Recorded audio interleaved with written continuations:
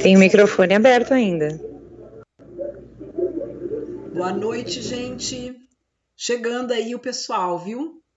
Tá aqui a Júlia Oliveira, a Fernanda Figueroa e a Josiana. Eu vou passar a palavra para elas, tá, gente? É com você, Josiana. Muito obrigada, Sara. Boa noite a todos.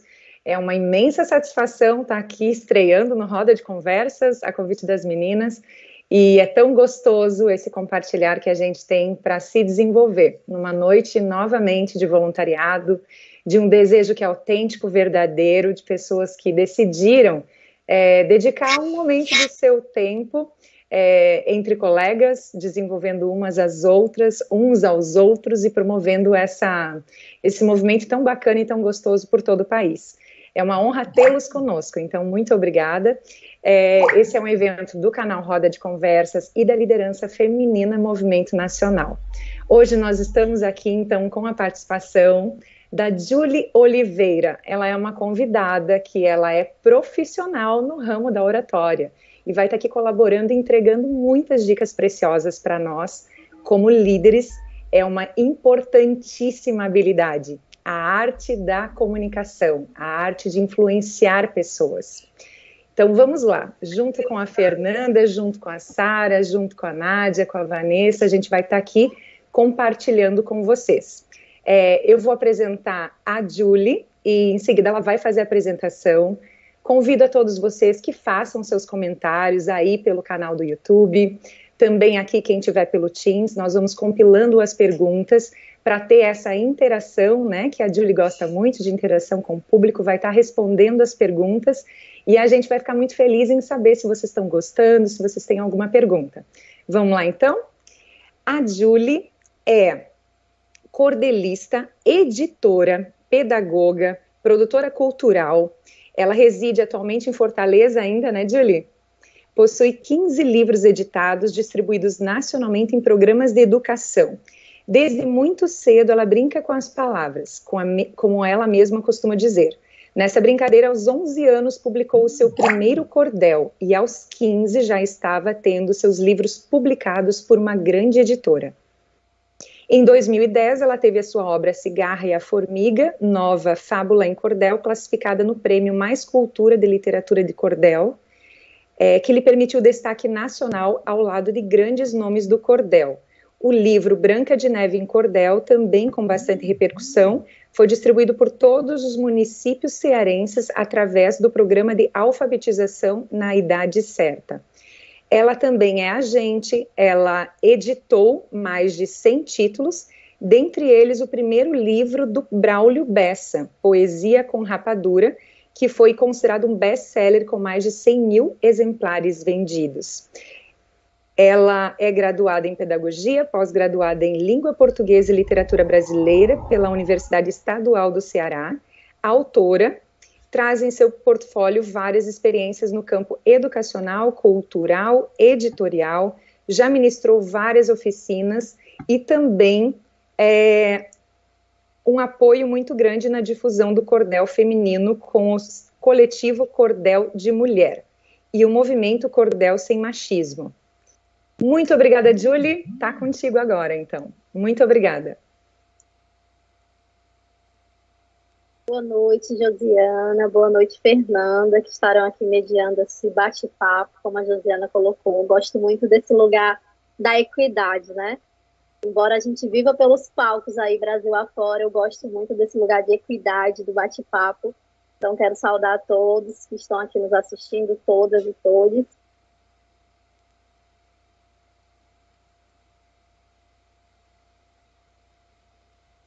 O microfone da Julie ficou no mudo. Isso. Ficou Abriu. no mudo, saiu. Agora estamos te ouvindo, Julie. Sim. Então, saudar a todos, Josiana, Fernanda, Sara, pelo convite tão afetuoso, a todos e todos que nos assistem, agradecer essa confiança, essa partilha, e estou muito feliz de poder colaborar aqui com essa experiência que a gente tem. Esse ano eu faço 30 anos de vida, mais 19 anos de escrita. Comecei a escrever uma menina, criança, E dentro dessa trajetória de escrita, que é também uma forma de se comunicar, de passar a mensagem da gente, fui descobrindo que me interessava muito compreender como é que funcionam os mecanismos da comunicação. E aí fui parar nesse campo também da oratória. E tive a oportunidade de ter grandes mestres nessa caminhada, né? Dentre eles, o professor Roberto Chiniachik, que é considerado um dos maiores oradores do Brasil. Fiz uma série de imersões com ele. A própria professora Lucelena Galvão, que é outra grande referência brasileira de comunicação. Então, são mentores e mentoras que eu trago nessa caminhada e que vou trazer aqui alguns conceitos que aprendi com eles ao longo dos anos para compartilhar com vocês.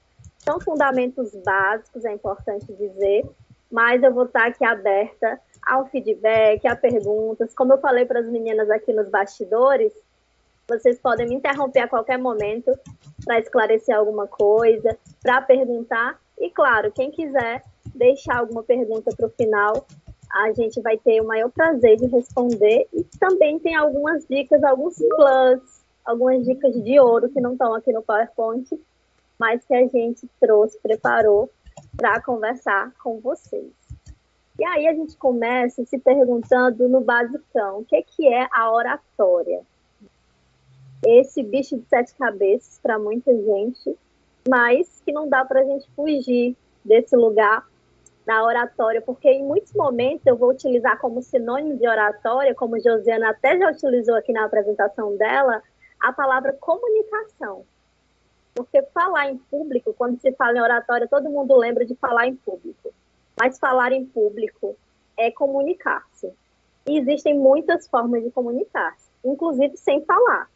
Mas nós vamos falar desse lugar da palavra escrita e da palavra dita, da palavra falada. Em alguns momentos eu vou também mencionar essa palavra não dita.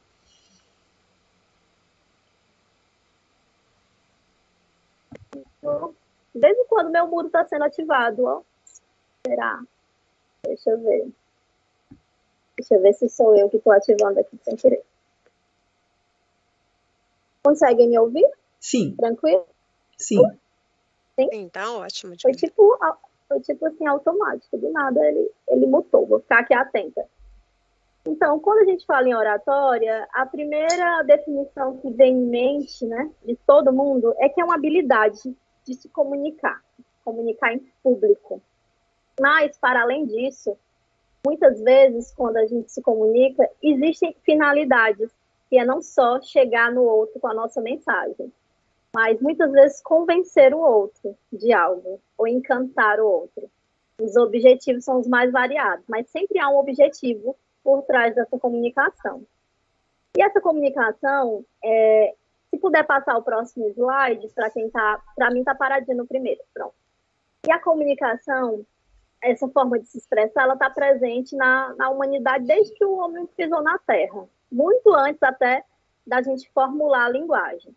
Mas já falando desse momento em que a linguagem foi formulada, a gente lembra de Demóstenes, por exemplo, que é considerado um dos grandes oradores da Grécia Antiga. E quando Demóstenes ele fazia os seus discursos, o público que assistia a registros, né, dessa época, o público ficava pensando, poxa, como é que faz para falar desse jeito? Para deixar as pessoas, assim, encantadas, paradinhas ali, prestando atenção. Esse era o sentimento que Demóstenes causava. Quando o Churchill, na Segunda Guerra, fazia ali os seus discursos, já trazendo mais para próximo da nossa época, ele mobilizava pessoas para irem para a guerra. Tamanho era a habilidade que ele tinha de se comunicar. Obrigada, viu? E mais contemporaneamente, quando a gente lembra do Steve Jobs, todo mundo que escutava os discursos do Steve Jobs saía dos discursos acreditando que precisava comprar qualquer aparelho da Apple. Então, todos esses oradores tinham objetivos muito claros nas suas falas. E esses objetivos eram atendidos porque o público dava esse feedback. Então, se a gente for ver toda a história da humanidade, a gente vai ter essa comunicação, essa habilidade de falar em público com objetivos, em geral, de convencer, de atravessar o outro. E hoje a gente vai aqui apresentar para vocês alguns fundamentos básicos para que essa comunicação, para que essa mensagem que nós queremos transmitir, chegue de fato no outro e chegue com o objetivo que nós desejamos. Então, para isso, existem técnicas. Quando a gente coloca, por exemplo, a arte da oratória, parece até, né, que a arte é uma coisa assim de dom divino, né? Não é uma coisa que se aprende. E a gente vai falar sobre isso mais adiante, que sim, tudo é passível de aprendizado. E aí um dos grandes mitos da oratória é que para ser um bom orador, você tem que usar palavras difíceis, rebuscadas. Isso, na verdade, além de um grande mito, muitas vezes é um grande tiro no pé, como a gente diz popularmente. Porque quando você utiliza palavras muito rebuscadas, você precisa ter o pleno domínio daquelas palavras, você precisa ter o conhecimento daquelas palavras. O que muitas vezes se nota é pessoas utilizando um discurso extremamente rebuscado e não tendo domínio das palavras que está utilizando. Isso faz com que esse discurso, além de não chegar no público em geral, ele também mostra que não há um domínio completo daquele que está se expressando. Então, aquele ditadozinho do inglês, o less is more, do menos é mais, não no sentido de quantitativo, mas no sentido de objetividade, ele é muito importante para a oratória. E a gente vai compreender ao longo desse papo por que é tão importante. Dentro dessa fala nossa, eu queria abrir um parênteses para contar como que cheguei nesse caminho da oratória e de hoje estar palestrando em grandes eventos. Recentemente, eu estive na Bienal Internacional do Livro de São Paulo, que é considerada o maior evento literário da América Latina. Esse ano foi considerado a Bienal das Bienais, porque passaram mais de 600 mil pessoas pelo espaço. E como convidada desse espaço, estive em diversos momentos no evento. Em alguns momentos como escritora, lançando meus trabalhos, em outros momentos mediando mesas, e em alguns momentos palestrando, como estive no espaço Pavilhão Portugal. Esse ano, o evento homenageava Portugal, e fui convidada a falar sobre o cordel e essa influência do cordel com a colonização, com a cultura europeia, e de que forma essa literatura se transformou aqui no nosso país. E ao longo da minha caminhada, quando eu comecei a escrever cordel, venho de uma família que tem uma tradição de escrever cordel, me impressionava a forma como esses folhetos, como essa literatura era vendida. Não sei se vocês sabem, mas a literatura de cordel, hoje ela é recomendada pelos PCNs, pelas BNCCs, que são os principais documentos que regulam a educação no país, como uma ferramenta que deve ser utilizada na educação. Mas antes disso, o cordel ele chegava no público pelas feiras populares. Imagine, se você comunicar num ambiente, no auditório, muitas vezes é desafiador, imagine um poeta no meio de uma feira, com todas as dispersões que podem haver num ambiente de feira, com os barulhos, e essas pessoas conseguiam canalizar a atenção de todas as pessoas, ou de boa parte das pessoas que estavam naquela feira, e contar suas histórias. E além de contar suas histórias, interessar ao ponto de vender todos os folhetos que levavam. Uma das técnicas que os folheteiros, que eram as pessoas conhecidas por vender seus folhetos, utilizavam, era não contar a história toda. Eles começavam a contar uma história rimada e, de repente, paravam na melhor hora da história. E aí o público, lógico, ficava sedento para saber o final da história e comprava aquele folheto. Já estou dando aqui uma diquinha de ouro. Mesmo sem você ser um poeta, sem você ser um escritor, quando você prepara a sua fala, você nunca pode entregar tudo. Sempre você tem que criar momentos ali para que aquela pessoa que está te escutando, aquele público, aquele cliente, ele sinta vontade de ter um pouco mais do que você está apresentando. Então, isso é uma das coisas que eu aprendi com a literatura popular, com a literatura de cordel. Outra coisa que eu aprendi, e aí isso eu vou dar uma diquinha mais à frente, é que a gente sempre está contando uma história. Sempre. Sempre nós estamos contando uma história. Não necessariamente uma história literária ali, né, que tem personagens, mas a gente tem que encontrar um caminho de contar a nossa história e que ela pareça interessante para o outro. Daí, quem quer falar bem, quem quer ser um bom orador, um bom comunicador, precisa entender de roteiro, de storytelling, tá? Então, Quem já fez algum curso nesse sentido, maravilha. Quem não fez, recomendo muito que compreenda, porque hoje tudo gira muito em torno de contar uma história. As mídias sociais, por exemplo, elas estão o tempo inteiro contando uma história sobre o que aquela pessoa faz, sobre o que ela vende. E é um pouco disso. Falar bem, se comunicar, é contar uma história. E nós contamos histórias desde a época que a gente descobriu o fogo. Né? O fogo tem uma relação muito forte com a contação de histórias. E o meu percurso como comunicadora, como palestrante, vem desse lugar do cordel, que é uma literatura que vem da oralidade, porque o cordel, antes de ser essa literatura escrita, ele era contado, ele era cantado.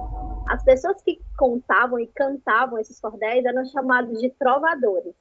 Então, eles iam de cidade em cidade ali com sua viola, contando suas histórias. E aí existe uma métrica, existe uma musicalidade nessa poesia em específico, que também prende, que também chama atenção. Mas mesmo na prosa, na hora que você vai se comunicar em prosa, também existem formas da gente criar um ritmo no que a gente está falando, uma entonação específica, e tudo isso é aprendido. E aí a gente chega, né, abrir esse parênteses para falar um pouquinho da minha trajetória, mas a gente vai aqui e acolá, trazendo um pouquinho desse meu percurso. A gente chega aqui para falar, nesse próximo momento, sobre esse mundo conectado que nós estamos e a oratória. Esse mundo conectado, hoje nós temos diversas formas de nos comunicar. Não sei se vocês lembram, parece que já foi em outra vida, né? Mas o telefone foi uma grande revolução quando a gente fala em comunicação. Mas hoje as ligações são algo quase obsoleto em alguns nichos de mercado. O WhatsApp ele tem ganhado uma expressividade muito grande, ao ponto de ser basicamente um e-mail muitas vezes. E aí a gente chega numa dicotomia, numa situação dúbia, que é a pressa do mundo que a gente vive. Você precisa se comunicar rápido. E aí, nessa rapidez, muitas vezes, acontece o que a gente chama de ruídos da comunicação. Tá? E esses ruídos, eles podem ser evitados quando a gente tem técnicas de comunicação e também técnicas de etiqueta dentro dessa nossa lógica de se comunicar. Por exemplo, uma das coisas que a gente trabalha muito na comunicação, quando a gente fala de business, de interação, é, por exemplo, nunca mandar um áudio se é o teu primeiro contato com a pessoa. Especialmente se for uma pessoa que você sabe que tem uma agenda super corrida. Qual o interesse daquela pessoa de abrir um áudio de um número desconhecido que ela não tem na agenda dela?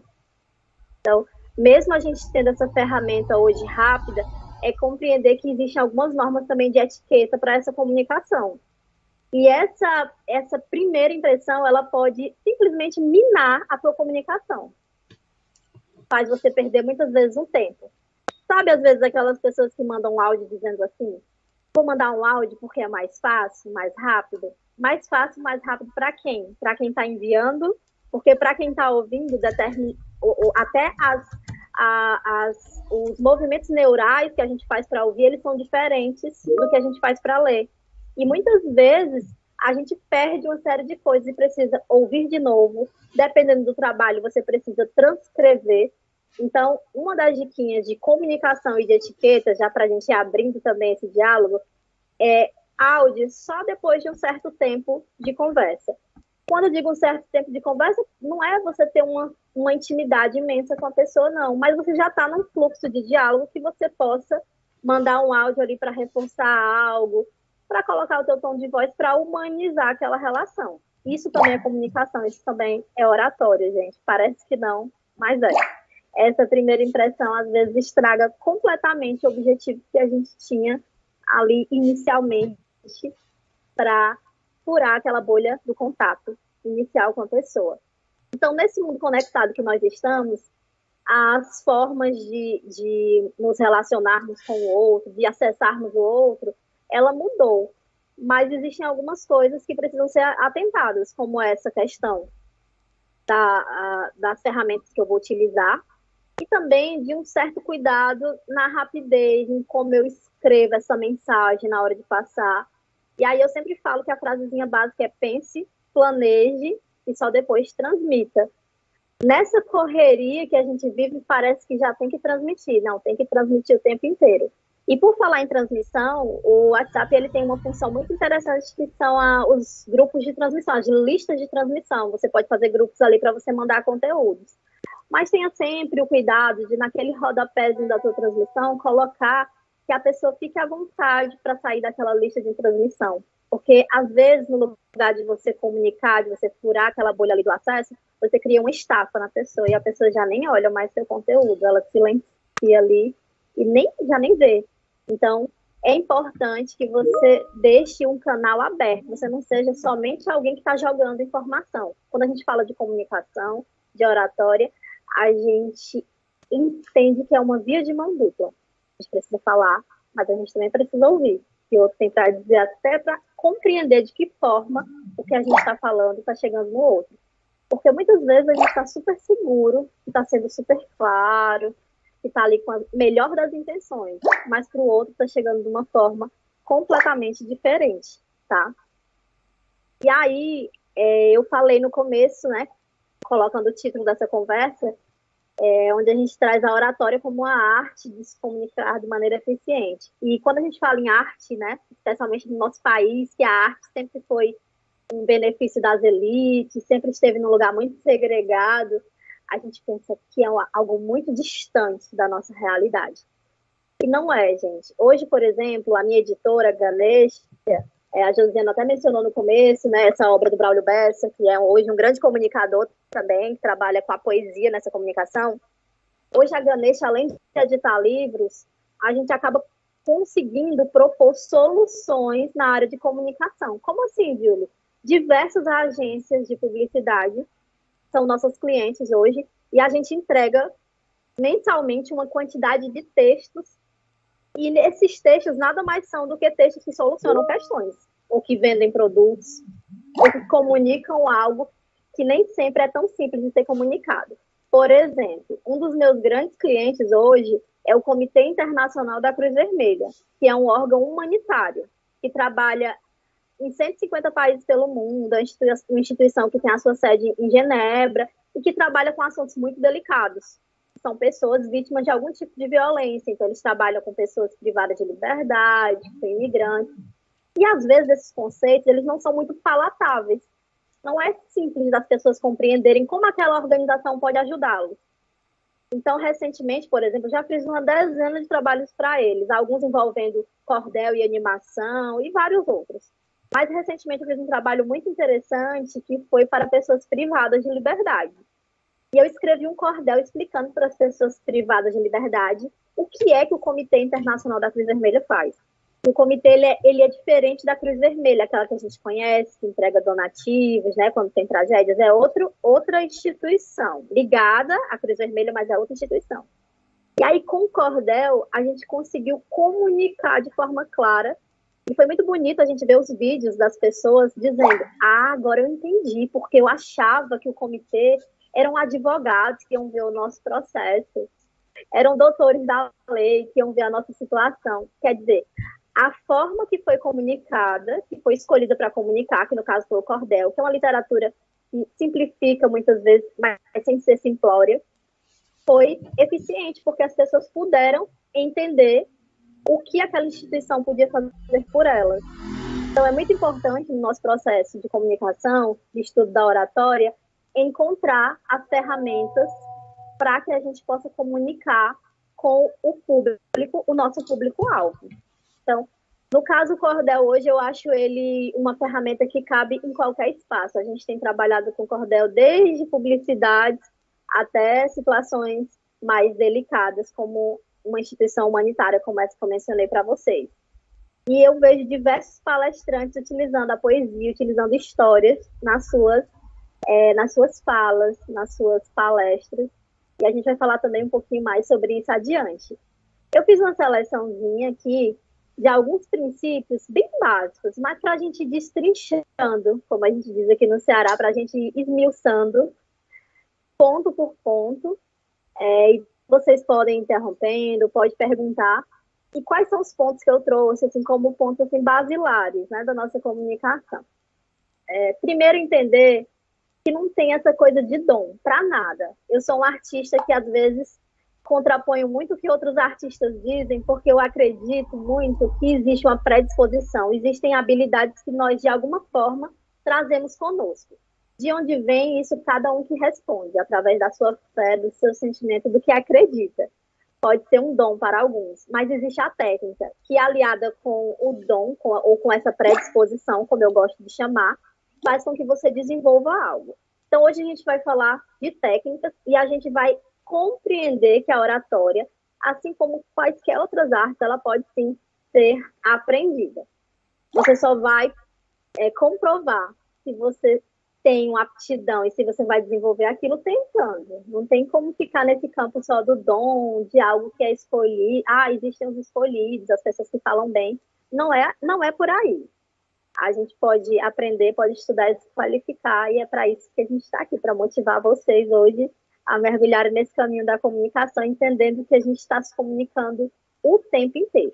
Então, a primeira coisa que eu trago como um ponto basilar, e a gente vai esmiuçar cada um deles, use bem a sua oportunidade de fala. Prepare-se. O segundo ponto é atente-se para a gestão do tempo, tá? Nesse momento que a gente vive de tantas distrações e parece que a gente tem um dia menor do que a quantidade de coisas que a gente tem para fazer, eu sei que é um desafio, mas a gente vai conversar com calma sobre. Outro ponto é saiba usar a sua voz, tá? Oratória, comunicação falada, precisa-se ter muito cuidado com a voz. Outro ponto é resolva um problema. Outro ponto que eu trouxe para vocês é olhe nos olhos. E, por fim, treine a sua fala. Agora a gente vai para o primeiro ponto, que é esse que eu falei para vocês, de aproveitar a sua oportunidade, se preparar. Muitas vezes, falando do mercado corporativo, a gente tem oportunidades de apresentar um projeto, seja no caso de pitches, né, que são eventos exclusivos, onde você vai apresentar uma ideia, as startups fazem muito isso, ou até mesmo uma entrevista para uma ascensão de cargo, uma liderança que você quer alcançar em determinado posto. Então, se você sabe que você vai ter aquela oportunidade, prepare-se. Sei que você já dizia que estar preparado é tudo. A gente tem que estar preparado mesmo sem saber quando é que a oportunidade vai surgir. Então, vai se preparando antes que a oportunidade surja, porque quando a oportunidade surgir, você já está pronto. E o que é esse prepare-se, o que é esse aproveite, né, a oportunidade? Primeira coisa é você identificar quem é o seu público e o objetivo da sua fala. Isso é basilar. Para quem eu falo? É para uma plateia? É para uma única pessoa? Tudo isso vai interferir em como você vai planejar esse seu momento. Tá? Lembra que eu falei lá atrás do planeje, né? Do pense, repense e depois transmita? A gente está aqui na fase desse planejamento. Então, identificar esse público e o objetivo da sua fala é fundamental, porque isso vai definir os próximos passos. Depois, é dominar o conteúdo. Saiba exatamente o que você vai falar, domine aquele conteúdo. Quando eu digo dominar, a gente não é saber tudo, ninguém sabe tudo de nada. Todo mundo tem um conhecimento bastante ou reduzido sobre algo, mas domine o suficiente para aquele momento. Eu mando mensagem perguntando se quer que você busque ela. E a parte, escuta o que eu estou falando. Temos um áudio aberto, gente, cuidado. Vamos continuar. Então, é muito importante esse domínio do conteúdo. Quando eu falo em dominar o conteúdo, é a parte básica de você saber o que você vai apresentar. Depois você vai afinando esse conteúdo. Por exemplo, observando algumas coisas, como o vocabulário que você vai utilizar. Certo? Lembra que eu falei lá no comecinho que um bom orador, um bom comunicador não precisa utilizar muitas palavras rebuscadas? Então, nessa hora que você for avaliar o vocabulário que você vai usar, você vai identificar qual é a linguagem ideal. Se é uma apresentação de business, o ideal é que você fale na linguagem daquele público que está te assistindo, que está te ouvindo, para que ele se identifique, para que gere uma identificação. Porque se naqueles primeiros momentos você não gerar essa identificação, a grande probabilidade é que a pessoa não preste atenção no restante do que você vai falar. A gente precisa também entender que existe hoje um tempo de atenção das pessoas. Eu vou falar isso no próximo tópico, quando a gente falar de gestão de tempo, mas já vou deixar aqui esse engajamento para vocês pensarem.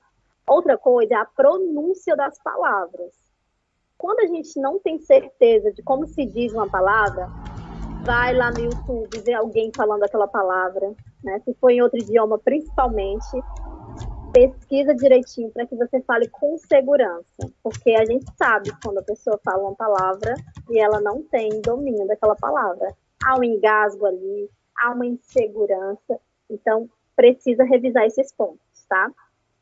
E as dúvidas? Você está analisando o conteúdo, lembra que eu falei que ninguém sabe tudo, né? De nenhum assunto. A gente tem um conhecimento sobre algo. Então, se tem algo que você está com muita dúvida e você vai levar para apresentar, seja naquela palestra, seja naquela reunião, revisa bem aquele conceito, pega ali faz um fichamento, que nem a gente fazia na faculdade, faz um fichamento das suas dúvidas e só leva aqueles conteúdos com essas dúvidas sanadas.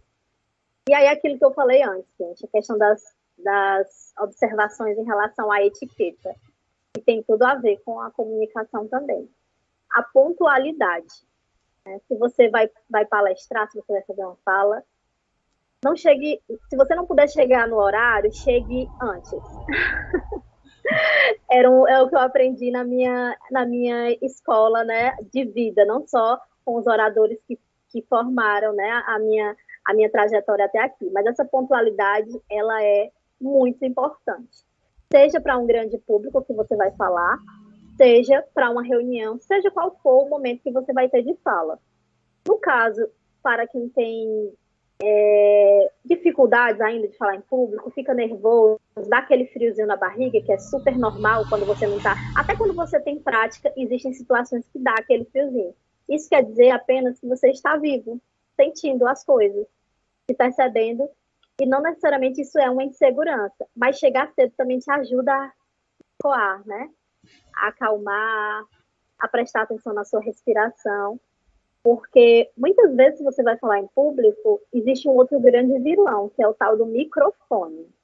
E aí, se você chegou em cima da hora, aperreado, como a gente fala aqui no Ceará, você já vai ficar no microfone. É terrível para quem está escutando.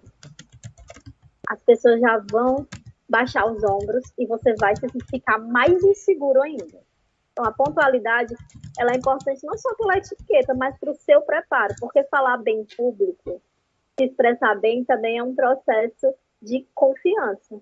Você se sentir à vontade, você sentir que você domina o que você está fazendo ali e as pessoas percebem isso, tá? O uso do celular, né? Que muitas vezes a gente está em reuniões presenciais e as pessoas ficam o tempo inteiro olhando no celular, a pessoa não levanta a cabeça. Se você é o orador daquela reunião, se você tem um objetivo com ela e você ficar o tempo inteiro no celular, ou o tempo inteiro ali no teu slide com aquele olho fixo, num material que deveria ser um material de apoio, vai passar uma imagem complexa também para quem está te assistindo. Pode gerar um desinteresse no seu espectador, tá? A apresentação pessoal, a nossa forma de vestir e como a gente se porta também na nossa comunicação, ela também passa uma mensagem. Hoje a gente tem diversos profissionais fazendo brand pessoal. Antigamente a gente falava de branding só para as marcas. E hoje a gente tem falado de branding pessoal. Isso não tem nada a ver com vaidade, com estar apenas mais bonito visualmente. Não tem a ver com isso somente. Tem a ver com a mensagem que você passa. De acordo com as cores que você está utilizando, com a sua roupa, com a sua indumentária, né? Então, tudo isso também é importante você ser observado.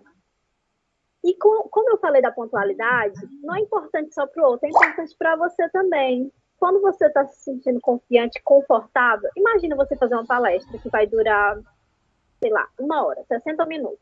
E você está com um blazer que está apertado, já está pequeno para você. Né? A pandemia, você ganhou ali 1 quilinho, e você insiste em usar aquele blazer porque você acha ele lindo, mas ele não fecha. E você vai passar a palestra com aquele blazer te apertando. Você vai ficar confortável falando com a roupa que não está não tá te cabendo direito, ou que você não se sente bonita, ou que não comunica que você tá bem, que você se preparou para aquele momento. Então, é um conjunto de coisas. Tudo isso também mina a nossa autoestima e a nossa segurança na hora de se comunicar. Tudo isso. Parece, assim, que são detalhes, minúcias, mas a gente nota, eu tenho muitos mentorandos, as mudanças, quando a gente começa a perceber. E às vezes a gente não percebe, precisa de alguém de fora, externo, que dê esse feedback. Daí a importância do ouvir. Lembra que eu falei que comunicar-se é também ouvir? Então eu tenho muitos mentorandos que se assistem, que mandam os vídeos para eu fazer análise. E muitas vezes uma roupa mudou a forma como a pessoa falava. A pessoa começou a se sentir mais à vontade por conta de pequenas mudanças, como essa questão de como está vestido, de como se apresenta. E não precisa ser nada muito sofisticado, não. É ser você mesmo, mas dentro de um padrão ali de comunicação, do que você quer comunicar, tá bom? Outro ponto importante, gente, é a gestão do tempo, né? O tempo é o que há de mais precioso na vida de todos nós. Dizem que é o que há também de mais democrático, né? Que os milionários ou os paupérrimos, todo mundo tem 24 horas. É claro que o que é feito nessas 24 horas não tem nada a ver com mérito, tem a ver com as condições que cada um de nós temos. Mas por que é tão importante a gestão de tempo na hora de se comunicar? Primeiro, para que a gente não seja enfadonho. É dar o recado, é ir direto ao ponto. Principalmente porque as pessoas têm cada vez menos tempo.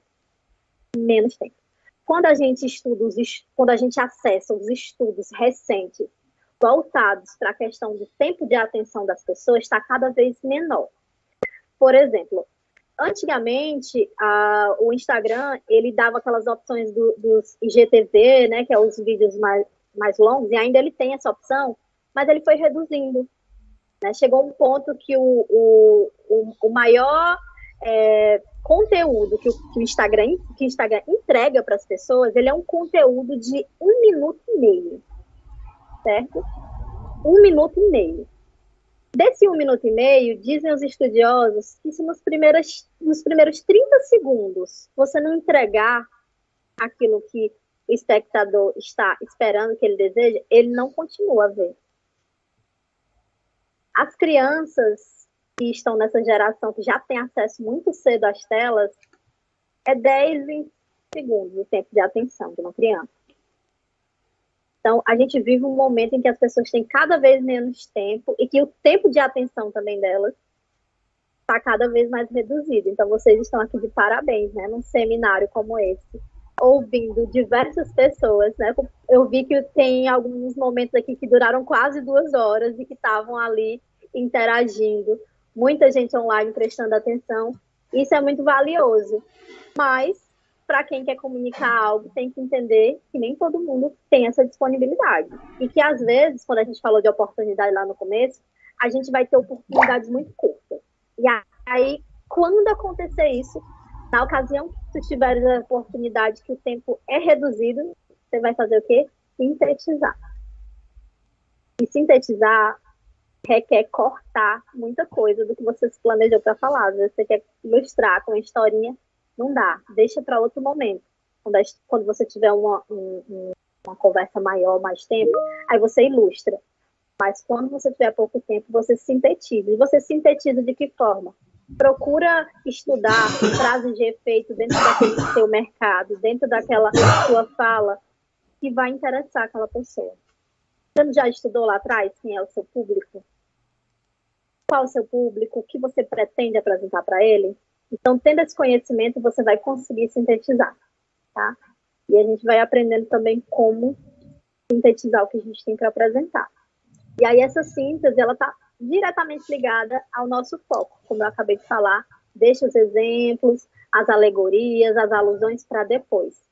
Foca, seja assertivo. E ser assertivo, gente, não é ser grosseiro, não é falar rápido, né? Não é ser ligeiro, como a gente fala aqui. Ser direto. É apresentar, mostrar que você veio, mas sem enrolação, tá? E deixe sempre, nesse tempo curtinho, um tempo de feedback. Porque nesse momento do feedback é o momento de você amarrar, como a gente diz aqui, de você conseguir organizar aquela outra conversa que você quer mais comprida. Então, no seu tempo pequeno, se você tem 2 minutos, 1 minuto é para você falar, o outro é para você ouvir. O Rubem Alves é que diz que as pessoas têm procurado muito curso de oratória, mas ninguém quer fazer curso de escutatória. A gente tem muita dificuldade ainda de ouvir. E tem gente que fala, não, mas eu escuto sim. Não, você às vezes você fica esperando o tempo de reagir. Há uma diferença entre escutar genuinamente. Quando a gente escuta genuinamente, muitas vezes a gente não tem uma resposta naquele momento. A gente precisa de um tempinho para elaborar. Mas quando a gente está só esperando o tempo de reagir, via de regra, a gente já tem a resposta na ponta da língua, como a gente fala por aqui no Nordeste. Está ali na ponta da língua, porque você não está ouvindo, você está esperando o tempo de reagir. Então, a gente tem que saber diferenciar o que é ouvir e o que é dar uma pausa para reagir. Eu não recomendo essa última opção. Eu recomendo sempre que você escute genuinamente o que o outro tem para te dizer. Mesmo que nem sempre vá ser o que você quer ouvir. Muitas vezes o que o outro tem de feedback para te dar não é o que você quer ouvir. Mas tome isso como uma oportunidade de você melhorar, de você ajustar o seu passo. Outro grande ponto da comunicação é a nossa voz. A voz, ela é um instrumento, é considerado um instrumento. Quando a gente fala em instrumento, as pessoas lembram de violão, de violinos, guitarras, mas a voz ela é considerada um instrumento. E ela é um instrumento emocional. Como assim, Júlia? Então, a voz, ela é a primeira coisa no nosso corpo que nos impacta quando a gente sofre uma forte emoção. Seja ela positiva, seja ela negativa. Vocês já ouviram aquela frase que a pessoa diz assim, eu fiquei tão nervosa que faltou a voz.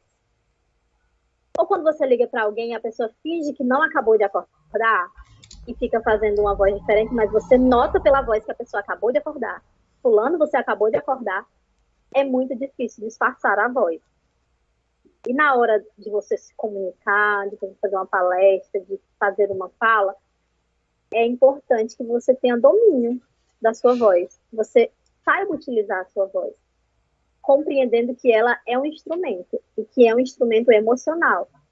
E aí a gente volta para aqueles pontos que a gente falou lá atrás. Chegar cedo, de ter um tempinho, porque como é emocional o instrumento que você vai usar, no caso da palestra, da comunicação falada, da palestra, da reunião, é bom que você tome esse tempo para sentir como está a sua voz, como você está, tá? E o volume da voz. Muita gente pensa que chamar a atenção, prender a atenção de uma plateia ou de uma reunião é falar algo. É muito comum em debates pessoas que não têm essa autopercepção, esse autoconhecimento, exaltarem a voz.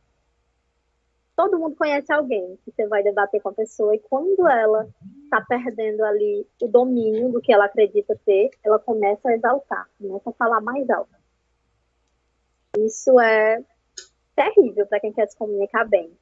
Então, o ideal é que a gente tenha um tom de voz moderado, nem muito alto, nem muito baixo, que ninguém consiga compreender. E você vai encontrar esse meio termo, esse equilíbrio, treinando, falando e observando pessoas que são referência falando, tá? É claro, gente, que nenhuma voz é igual à outra, nenhuma. E existe também muita autocrítica. Eu tenho uma grande amiga que hoje ela tem um grande canal na área de escrita e ela, quando começou a gravar, ela odiava ouvir a voz dela nos vídeos. Ela fazia umas críticas terríveis. Às vezes a gente faz umas autocríticas que ninguém faria com a gente, mas a gente faz consigo mesmo, né?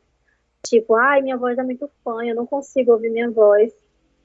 Só que se ela tivesse parado de gravar os vídeos por esse excesso de autocrítica, nunca teria ido adiante o projeto dela. Então, há coisas que a gente não tem como mudar porque faz parte da nossa natureza, da maneira como a gente utiliza essa voz. Mas a gente tem como utilizar essa voz com mais consciência. E a consciência a gente só adquire conhecendo, percebendo como é que essa voz funciona, como é que ela muda quando eu não estou muito bem. E também tem exercício, gente. Quem é que precisa fazer exercício na voz? É só o cantor? De jeito nenhum. Todo mundo que trabalha com a voz precisa fazer exercícios com a voz. E aí são vários, são aqueles que vocês conhecem, né, de aquecimento, fazer umas caretinhas, de fazer massagem no rosto. Tem uma série de exercícios específicos, mas não abram mão de exercitar essa voz quando forem utilizá-la estrategicamente. Isso vai impedir que a sua voz falhe, que você fique com a voz trêmula, que fique rouco, e uma boa água do lado, né? Fernanda aqui pegou seu copinho de água, me lembrando que é essencial, né? As nossas cordas vocais precisam de água, principalmente se você vai falar no mínimo ali 40 minutos, tem que ter uma aguinha ali perto de você, tá? Já falei de você escutar os seus oradores de referência. Por que eu falo de escutar os oradores de referência? Quando a gente fala de escrita, ninguém é um bom escritor se não for um bom leitor. Concorda? Não dá para você escrever bem se você não lê bastante, se você não tem referências, se você não tem repertório. Como que eu vou falar bem se eu não assisto bons oradores? Se eu não tenho referências?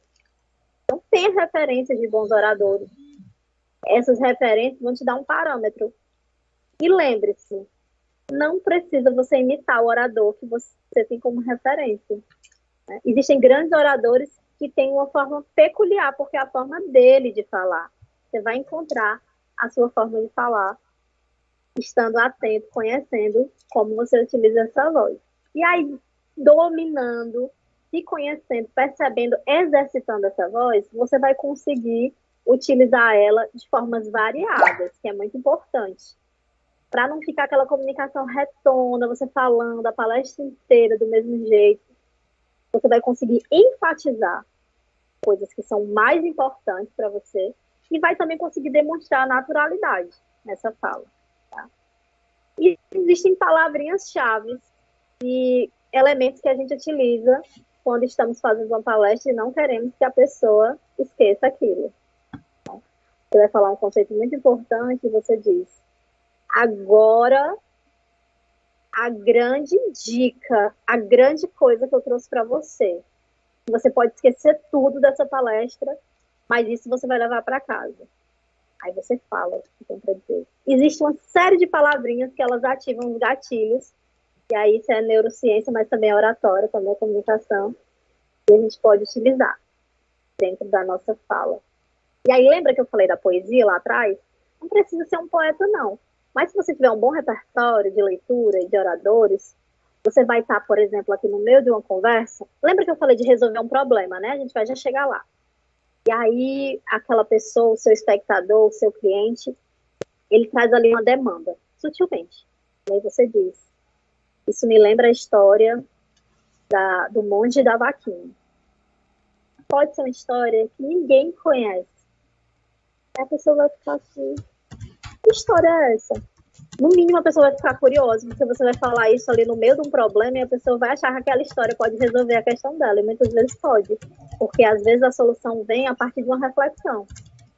A gente tem aprendido ao longo da humanidade através de histórias, de exemplos.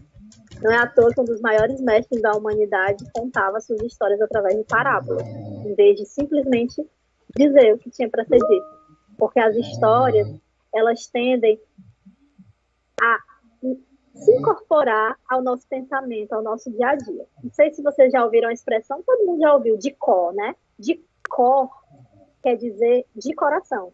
É quando algo transcende esse lugar da razão, de simplesmente você estar ali tentando absorver um conteúdo e começa a fazer parte de você. Aí você sabe de cor. E aí do latim de cor é de coração.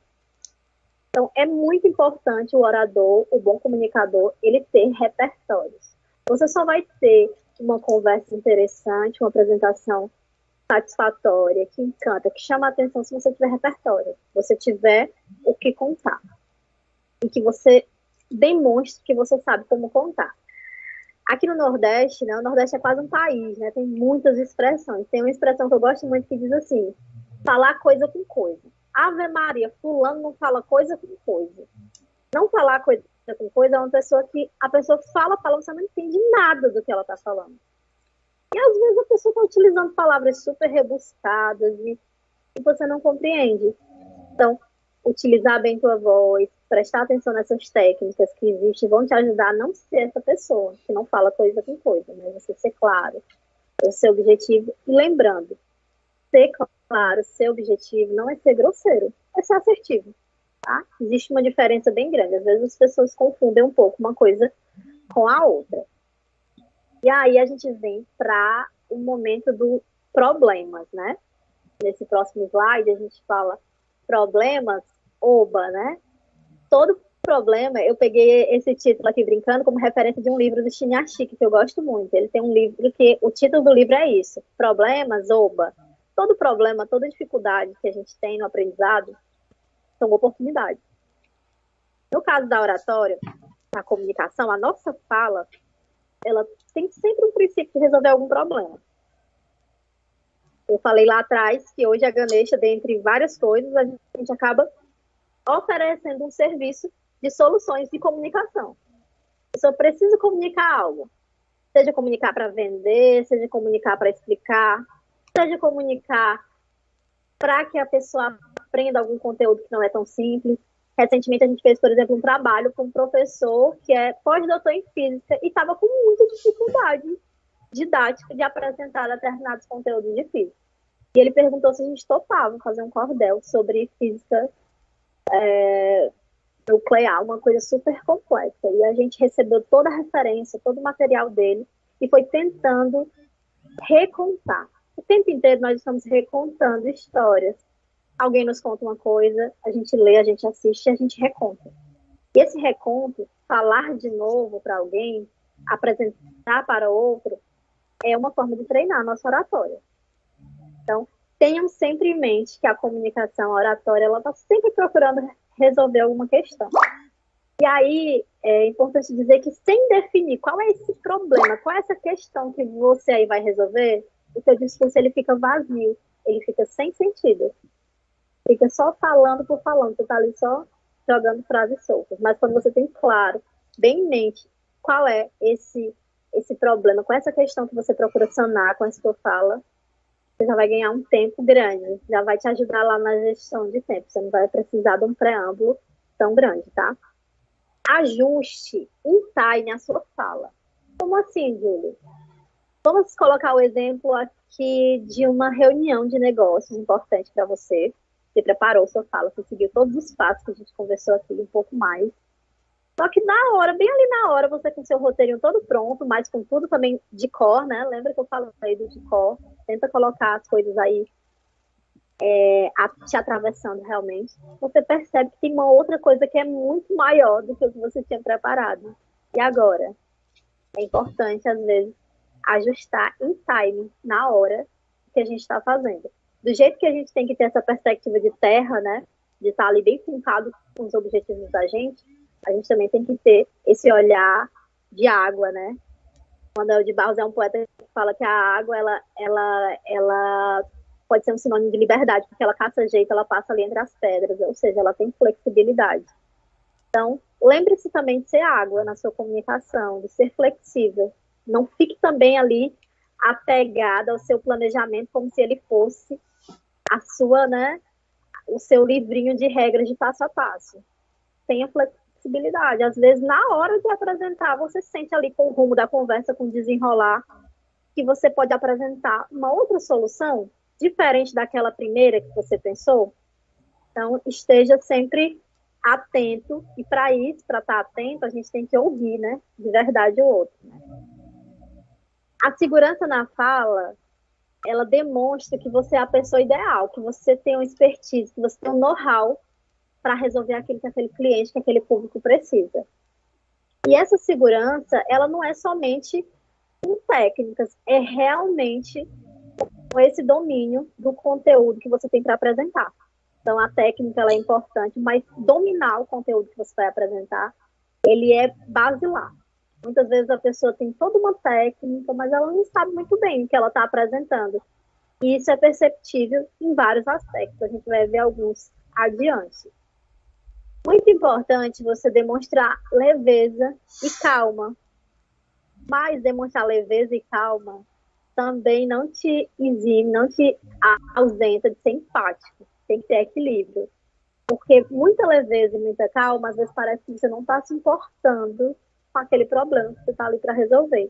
E às vezes a situação é muito delicada, então a gente tem que dizer, realmente, de fato, a situação merece uma atenção redobrada, mas nós vamos coletivamente encontrar uma solução para isso.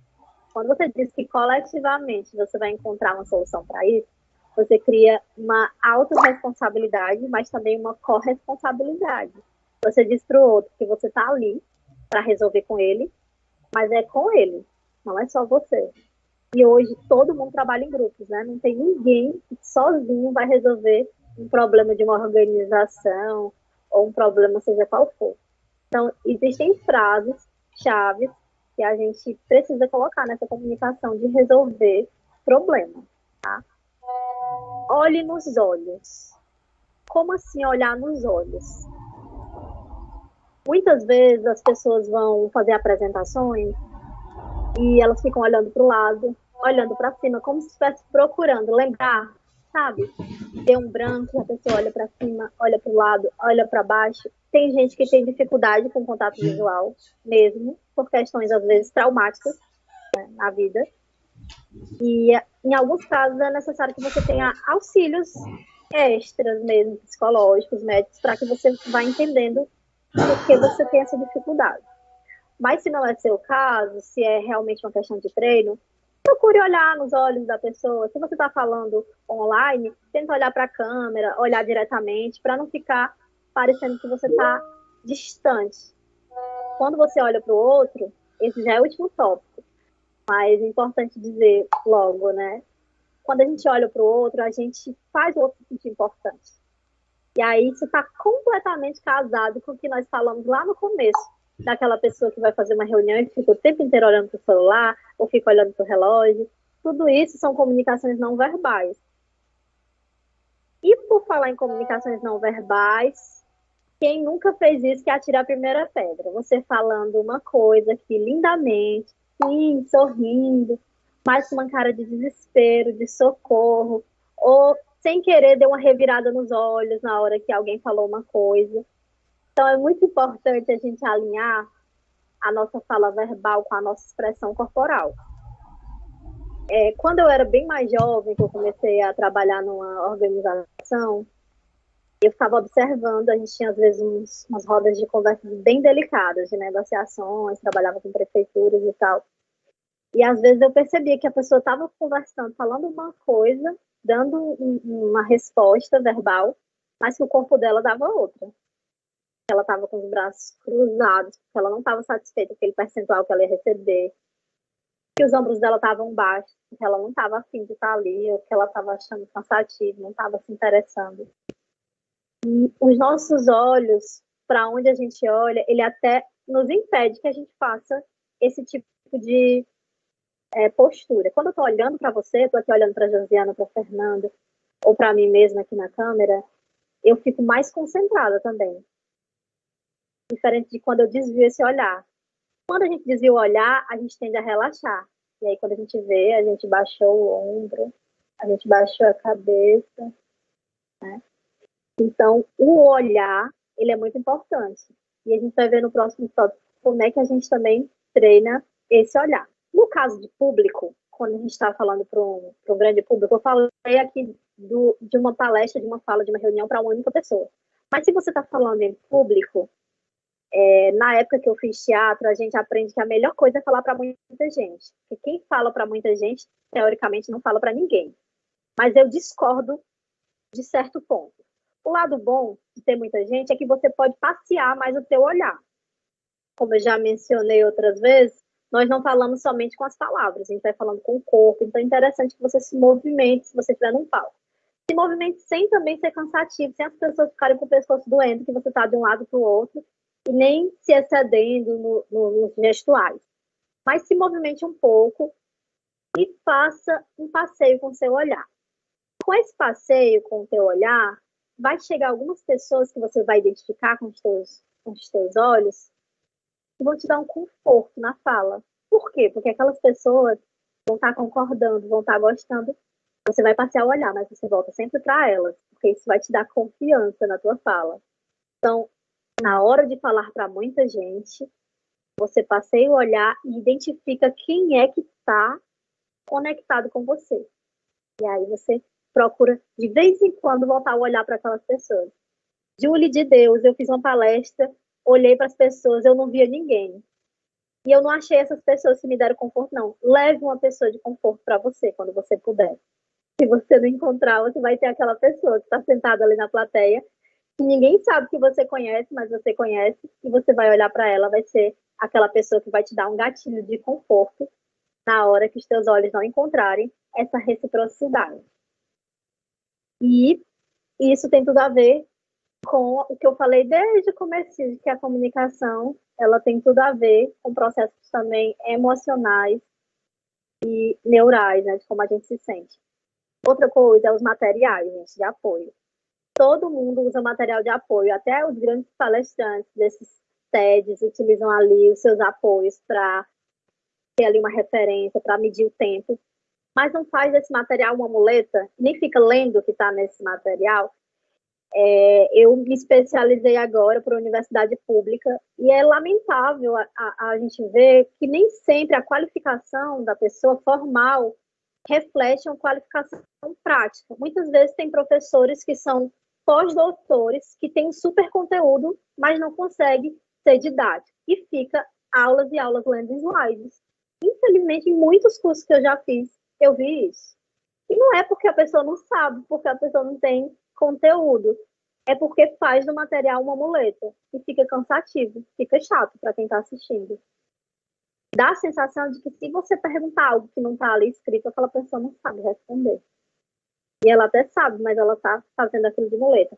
A pessoa demora a começar a apresentação procurando aquele slide. Aquilo. Então, não deu certo, o seu material não está apresentado, esteja pronto para apresentar cara a cara, sem material. Não faça do seu material uma muleta, do seu roteiro uma muleta. Ele tem que ser algo a mais, um plus, para te ajudar, mas não uma muleta. Tá bem? E, por fim, treine. O exercício, você pode passar o próximo slide, tá? O hábito é que faz o monge, né? Como diz o ditado. Então, o treinamento, ele não é só para os nossos músculos, só para o nosso corpo. O nosso cérebro, as nossas práticas, elas precisam de repetição. É essa repetição que vai fazendo melhorarmos, que vai fazendo reavaliarmos, tá? Tudo é um exercício. A gente tem que ver e rever essas nossas apresentações quando possível. Quando são gravados, melhor ainda. Eu sei que é ruim, a gente tem muita autocrítica, às vezes não quer ouvir a própria voz, fica ali numa tensão, preocupada como é que tá o cabelo, se o batom tá torto, se não sei o quê, mas assista preocupado especialmente com o conteúdo que você está passando. Claro que esses detalhes são importantes para a sua apresentação, isso também é comunicação, mas assista sempre no intuito de prestar atenção nessa abordagem, na mensagem que você se propõe a passar. Veja se você esqueceu alguma coisa que você tinha, que era importante, você não mencionou. Pontue tudo que você julga necessário melhorar. E se puder, por favor, conte com olhares externos. Às vezes a gente não percebe coisas porque temos também os nossos vícios de linguagem, de posturas, e o olhar do outro é fundamental para que possamos dar esse passo adiante, tá? Tenha paciência com o seu processo. Compreenda que o aprimoramento ele vai levar um tempo. Não se compare no sentido, eu falei das referências, mas as referências elas são guias, são um farol, são aquele lugar de inspiração. Mas não de você ficar se comparando, se diminuindo. Compreenda que cada pessoa tem um tempo e é preciso a gente ter paciência com esse tempo nosso. E por fim, gente, compreender que ninguém nunca está pronto. Mesmo assim, a gente tem que fazer o nosso melhor. Se nós esperarmos estar prontos, termos todas as condições, não temos nenhum problema que a gente julga problema para fala, para apresentar a nossa ideia, a gente nunca vai apresentar. Então, é importante ter cuidado, ter zelo, mas isso não pode nos paralisar. Temos, em alguns momentos, que caminhar e calçar os sapatos. Esse é o mundo que nós vivemos. é fazendo, aprendendo e ajustando. E aí, por fim, dizer para vocês que podem contar comigo para a gente continuar essa jornada de comunicação, de aprendizado nessa seara. Aqui tem alguns contatos, a Sara também tem meu contato, que é a nossa front-woman desse grupo, desse canal. E encerrar agradecendo e deixando uma diquinha preciosa. Lembra que eu falei das contações de histórias lá no começo, né? Às vezes isso parece muito literário, muito de um campo mais informal, mas hoje contar histórias é a base de toda e qualquer comunicação. Você só tem que aprender como contar essa história, ou de formas mais curtas, ou de formas mais diretas. Por exemplo, se eu me apresentasse aqui para vocês, somente falando como foi minha trajetória, poderia ser que ficasse algumas coisas. Mas na hora, por exemplo, que eu me apresento dizendo o seguinte: meu nome é Júlia Oliveira, eu sou poeta e cordelista. Nasci pelas mãos da avó, Dona Maria Batista, e desde que aqui pisei, eu me vejo como artista. Sou filha de Assunção, uma mulher doce, paciente, neta de Alice também, e honro cada semente, porque carrego comigo a força da minha gente. Eu escrevo para inspirar, para exaltar a mulher, para lembrar que nós podemos ser quem a gente quiser, que a nossa força é imensa para o que der e vier. Acredito nas palavras, no poder da união. Carrego em minha beleza e a força do sertão. Eu sou a mulher que escreve, que com a caneta se atreve a fazer uma revolução. Percebem como a mensagem chega de uma maneira diferente? Assim a gente pode fazer nossa mensagem chegar de diversas formas contando histórias. Existem micro-histórias e histórias um pouquinho mais longas que você pode incluir aí nas suas apresentações para atravessar o outro, para desarmar o outro. Na hora que o outro sorri, como a Fernanda está sorrindo bonito para mim, eu sinto que a mensagem chegou para a pessoa. Então, as histórias têm esse poder. E é isso, gente. Minha fala de hoje é breve, mas é para deixar um pouquinho dessa contribuição sobre comunicação, sobre oratória, mas também sobre a vida, porque a gente está o tempo inteiro em busca de diminuir, de mitigar os ruídos da nossa comunicação, para que a gente possa viver de forma mais dialógica, mais colaborativa. E eu espero realmente que tenha ficado um bocadinho aí com vocês desse conteúdo que eu trouxe, e fico à disposição para responder perguntas e agradeço mais uma vez. Maravilhosa, um espetáculo, uma aula realmente de comunicação, de oratória, com muito cuidado, com muito carinho, e chegou a tua mensagem para todos, assim, todas as pessoas com muito carinho aqui, comentando, até pedindo um pouco mais de dicas. Teve alguém que perguntou a respeito, a Nádia perguntou a respeito do nervosismo, se você tem alguma dica para complementar. Um outro colega comentou também para se sentir um pouquinho mais confortável quando você deu aquela dica, se de repente chegar no ambiente antes, conhecer o local, seria bacana.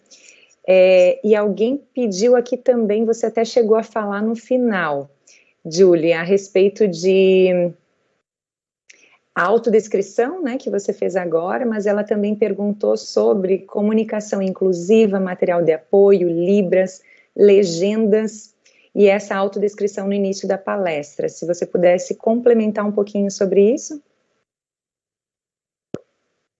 Perfeito. Inclusive, falha minha na comunicação hoje de não fazer uma autodescrição, né? Nós vivemos num mundo cada vez mais que nós buscamos essa acessibilidade, de estarmos disponíveis, de fazer o nosso conteúdo chegar a todas as pessoas. Então, hoje, por exemplo, eu participo de uma série de editais, de grandes eventos, e essa autodescrição, ela é realmente fundamental nesse começo dos eventos, principalmente dos grandes eventos, mas hoje, basicamente, em todas as instituições. E Libras, né, em alguns estados, inclusive, é lei. Você não pode fazer nenhuma fala, principalmente em eventos do governo, sem que hajam intérpretes de Libras. Eu fico muito feliz que nós tenhamos esses avanços. Eu sou pedagoga de formação e na pedagogia a gente aprende um pouquinho de Libras, não o suficiente para que a gente possa se comunicar de maneira eficiente, mas eu procuro, sempre que a gente tenha recurso, tenha condições, convidar profissionais, intérpretes de Libras. E, recentemente eu tive, inclusive, um livro aprovado no edital aqui da Prefeitura de Fortaleza, e eu conto a história desse livro, e tem um profissional em Libras lá contando essa história. Eu vou até mandar depois para a Sara, para vocês darem uma olhada. É muito importante a gente incluir, sim. No caso de vídeos pré-prontos, pré-preparados, se você vai estrear ele em outro momento, você gravou, as legendas são uma excelente solução. Não atendem todo mundo, mas é um meio, né, de trabalhar. Hoje, alguns streamings já tem a opção também de voz. Os nossos celulares, a maioria já tem também essa opção. Então, mesmo que a gente não tenha preparado esse material acessível, nós contamos, ainda bem, com a tecnologia hoje muito ágil. E sozinha apresenta muitos conteúdos. Eu, muitas vezes, estou lavando a louça e fico acessando conteúdos, ouvindo. São vídeos, mas fico ali somente ouvindo, como se fosse um podcast. Assim, em termos de acessibilidade que eu tenho para falar, é isso. Em relação ao nervosismo, que é a coisa que a gente mais escuta, primeira coisa que a gente precisa saber para poder identificar como resolver o teu nervosismo é que você identifique o que é que te causa nervosismo, são os teus gatilhos. Será que é um excesso de cuidado com a autoimagem? Eu fico sempre nervoso, porque eu sei que tem muita gente me olhando. Será que é algo traumático? Eu já passei por alguma situação de exposição e que me deixou travada para me expor? O que é que me expor representa? É preciso uma investigação de autoconhecimento para que eu pudesse te ajudar diretamente no seu caso. Mas essa questão de chegar cedo ajuda bastante. O sentimento de que você se preparou, minha gente, isso é imbatível. Tá? Você se preparou. Fale, nem que seja no espelho. Não tenha medo de parecer doido, não. Fale no espelho, sozinho em casa. Bote ali o seu filho, o menino, quem for, o marido, a esposa, para te ouvir. Olha, fica aí. Então, faça esses testes. Isso não é só para quem é do teatro, para quem vai estar num palco, não. Isso é para todo mundo que quer falar bem. Lembra para falar bem, você tem que também ouvir? Escute. As pessoas que estão mais próximas da gente, que estão pertinho da gente, que às vezes são as mais renegadas, que a gente nunca quer ouvir a opinião, elas têm coisas preciosíssimas para nos dizer. Porque elas vão dizer sem filtros. Meu marido, quando eu apresento algo para ele, ele diz: ai, não, essa parte aqui tá muito, muito bravo, essa parte aqui é uma coisa tão suave que tu tá falando muito bravo. Então, dificilmente uma outra pessoa de fora vai te dizer que você tá bravo, que você tá gritando. Então, é melhor que você saiba ali na sua intimidade. Essas coisas vão nos ajudando. Estar preparado, saber que você estudou, vai te dar uma tranquilidade. Mas, como eu disse, às vezes é preciso uma investigação mais profunda. Isso que a Josiana falou também, de ir no espaço antes, se for um espaço com grande público, se você puder, faça isso, porque não vai ter mais aquele frio na barriga da primeira vez. Vai lá, sobe lá naquele palco, imagina que vai estar lá cheio de gente, utiliza o teu cérebro, as tuas conexões neurais como teus aliados, como teus amigos. A nossa razão, a nossa racionalidade é para nos ajudar, não para nos enlouquecer, nos sabotar. Isso é autoconhecimento, isso é perceber como é que a gente funciona. Só você sabe como você funciona. E um segredo, não conta para ninguém esse segredo agora. Só você sabe o que você trouxe para apresentar. Ninguém sabe o que você preparou. Ai, você sabe, às vezes, ai meu Deus, foi horrível. Ninguém sabe que foi horrível. A pessoa às vezes está achando incrível. Você que às vezes estava num padrão achando que tinha que ser, sabe? Nós muitas vezes somos os nossos piores carrascos. Nos acolhamos, vamos nos acolher um pouquinho, porque o mundo já é muitas vezes tão duro, né? Vamos nos acolher um pouquinho, que aí esse nervosismo, essa agonia, esse aperreio, ele vai passando, entendeu? Alguém levantou a mão, umas 2 pessoas levantaram a mão. A Vanessa tá na frente, gente, eu vou respeitar a fila. Obrigada, Fernanda. Julie, eu queria te perguntar uma coisa. Você comentou sobre a gestão do tempo, sobre começar na hora certa e tal, para respeitar as pessoas e tudo mais. Mas, e a respeito do encerrar na hora certa? Porque eu penso assim, ó. Quando a gente tem uma palestra prevista para 1h30, se a gente termina em 1 hora, é super chato. Nossa, não tem conteúdo? Nossa, né? Isso é o meu ponto de vista, tá? Eu tô aqui para ouvir você. Mas também, se eu extrapolo isso numa live mesmo, numa live, numa reunião, em qualquer coisa, é ruim, porque a gente fica assim, poxa vida, a reunião, a live foi programada para 1h30. Tem 2 horas que o troço está rolando, eu preciso fazer outras coisas e não saio de medo de perder alguma coisa interessante, mas também me sinto desrespeitada por não ter ficado 1h30, entende o que eu quero dizer? O que você acha da pontualidade no encerramento também? Sim, muito importante essa pergunta, hein? Na verdade, é uma reflexão, né, que a gente tem que fazer, partindo sempre do bom senso, que é essa habilidade que ainda falta tanto no mundo, né? O tempo para aproveitar o tempo do outro é premissa básica. Essa questão de terminar no horário tem que ser um compromisso seu com a sua fala. Você tem que preparar um conteúdo para aquele tempo e monitorar durante a sua fala. No caso dos grandes eventos, geralmente tem um reloginho que fica no chão e você fica vendo o tempo diminuindo, né? Vai cronometrando ali como se fosse uma ampulhetinha, né? Vai caindo a areia e você vai dosando. Então, se você vê que você está se empolgando muito num ponto, já preste atenção que você vai acabar deixando de dizer algo muito importante.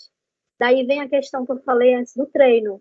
Se você treinar antes, quando você ainda não tem muita segurança sobre um assunto, você vai conseguir chegar nesse ponto, nessa medida, tá? É igual uma receita, né? A gente vai preparar uma receita e às vezes a gente não quer seguir a receita, fica ali querendo fazer de cabeça, de olho, quando vê, fica uma gororoba, né? Então, um conteúdo que você vai apresentar, presta atenção no ponto das coisas, né? Não precisa, às vezes, ficar sendo tão repetitivo. Você joga ali o conteúdo. Ser didático não é ser repetitivo. Embora a repetição é um elemento importante, muitas vezes, para fixar alguns conteúdos. Mas vai dosando, vai encontrando o seu ponto. Então, eu acho fundamental terminar no tempo certo e perceber essa gestão do tempo, do seu tempo e do tempo do outro. Perceba também qual o tempo que você tem. Porque, por exemplo, quando eu vou fazer palestras, por exemplo, remunerado em grandes eventos, existe palestrantes que vêm depois de mim. Se eu excedo meu tempo, muitas vezes eu vou prejudicar o evento inteiro. Nos grandes eventos a gente nem consegue. A gente fica, às vezes, com um ponto, as pessoas já estão ali quase te cortando, te tirando do palco, né? Então, para que você não seja indelicado, deselegante, procure terminar sempre um pouquinho antes do seu tempo. Aí você abre também espaço, dependendo do evento, para que haja interlocução. É melhor, é preferível terminar um pouco antes do seu tempo do que passar do tempo.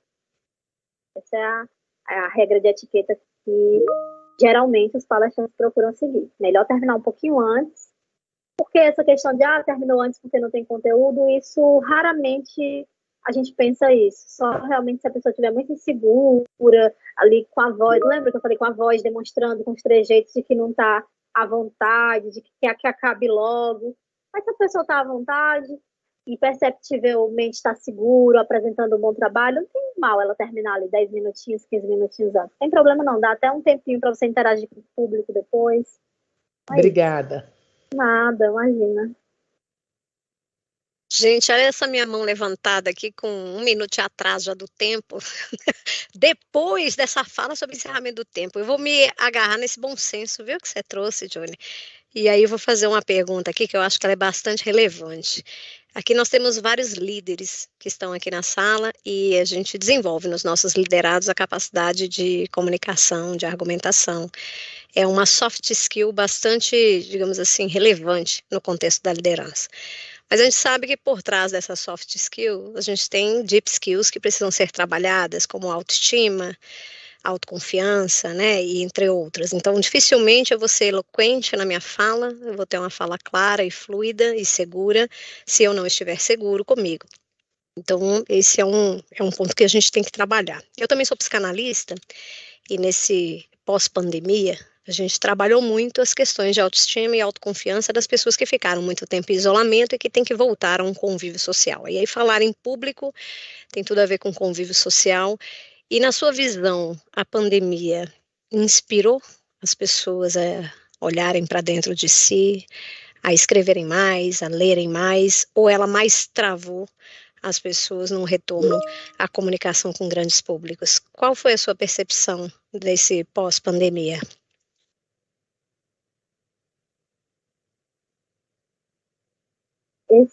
essa análise ela é um tanto complexa, né, para a gente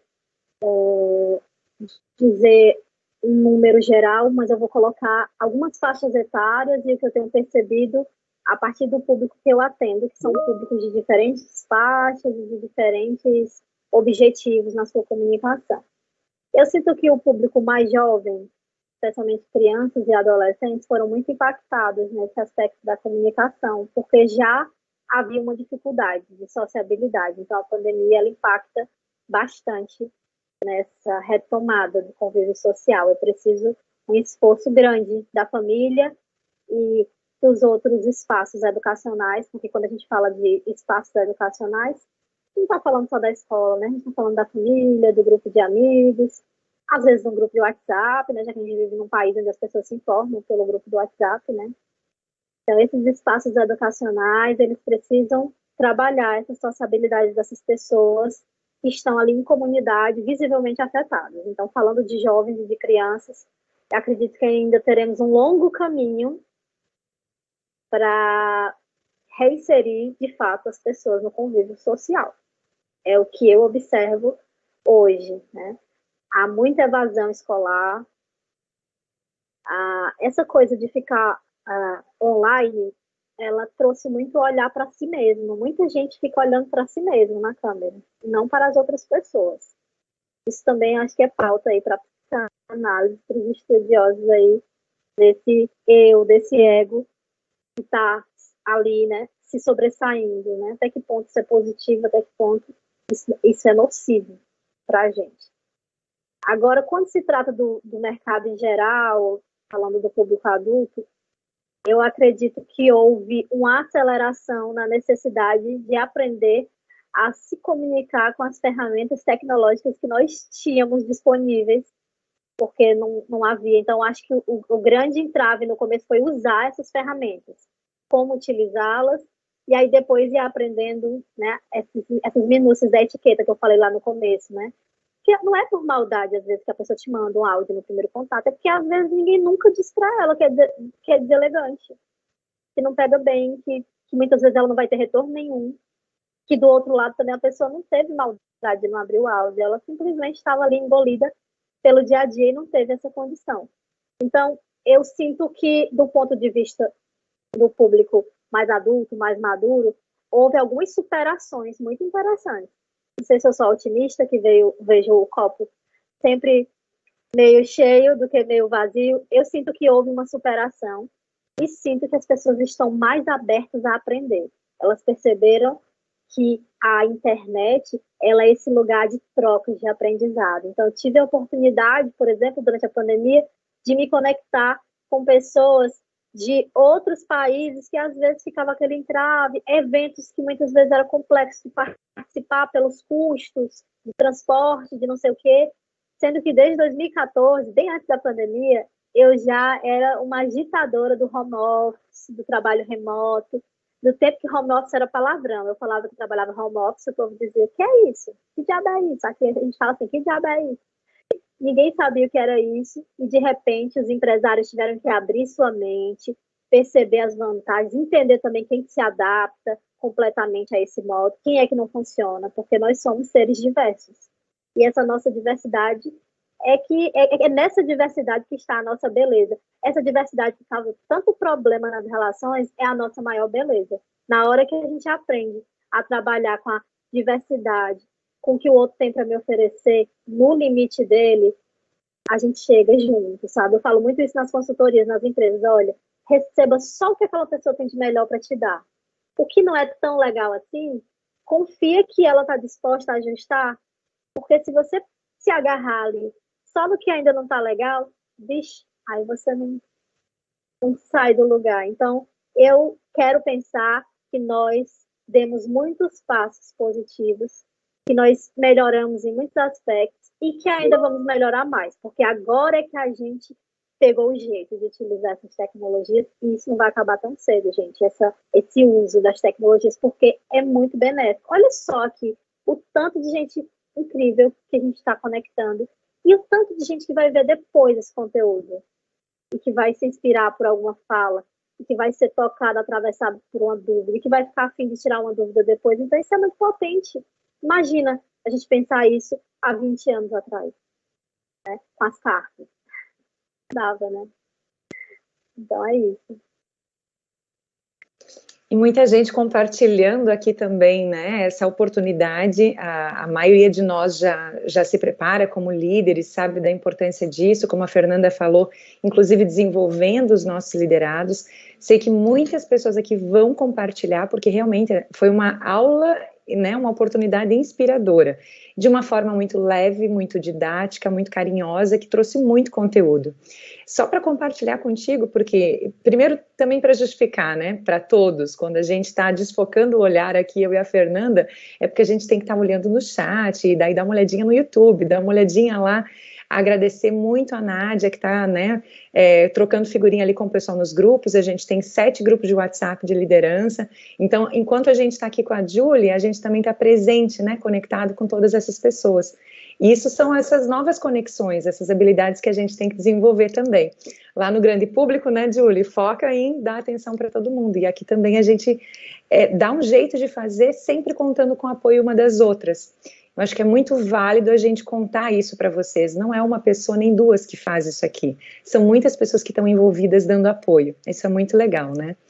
E aí a Lucineide trouxe aqui um compartilhar que eu quero te passar, Julie, como um depoimento. O encontro foi simplesmente sensacional. Nunca participei de encontro assim com o tema de comunicação oratória. Parabéns pela escolha do tema, parabéns a Julie. Foi maravilhoso. Não tinha pensado na voz como instrumento e realmente tem tudo a ver com o emocional. Adorei todas as dicas. E assim também contar para todos, né? Nós todos somos instrumentos de inspiração, de algo que nós temos.